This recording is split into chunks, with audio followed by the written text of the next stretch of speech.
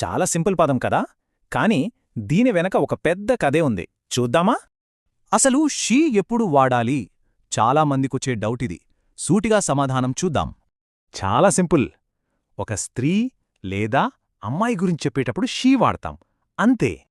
Real life సంభాషణల్లో pronounce అనేవి మాటలను చాలా సహజంగా వినిపించేలా చేస్తాయి. పురనౌన్ అంటే నామవాచకానికి బదులుగా వాడే పదం. పేర్లను మళ్ళీ మళ్ళీ చెప్పకుండా ఇది హెల్ప్ చేస్తుంది. ఇక్కడ చూడండి, షీ అనేది ఒక పెద్ద సిస్టంలో భాగం. ఇంగ్లీష్ ప్రొనౌన్స్ అన్నీ ఇక్కడే ఉన్నాయి.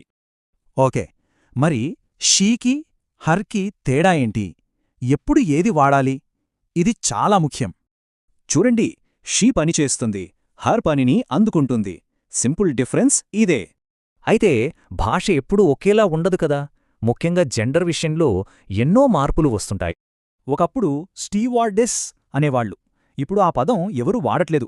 భాష మారుతోందన్నమాట. ఇప్పుడు అందరికీ వర్తించేలా ఫ్లైట్ అటెండెంట్, చైర్పర్సన్ లాంటి పదాలు వాడుకలోకొచ్చాయి. 1928లో వచ్చిన ఈ కోట్ చూడండి. అప్పటి ఆలోచనా విధానం, భాష ఎంతలా మారిపోయాయో కదా. ఈ మధ్య కాలంలో వచ్చిన అతిపెద్ద మార్పు సింగులర్ దే వాడకం పెరగడం. ఒకరి జెండర్ తెలియకపోయినా లేదా వాళ్లు నాన్ బైనరీ అయినా దే అని వాడటం ఇప్పుడు కామన్ అయింది. అసలు ఈ ప్రొనౌన్స్ గురించి ఇంతలా తెలుసుకోవడం ఎందుకు ముఖ్యం?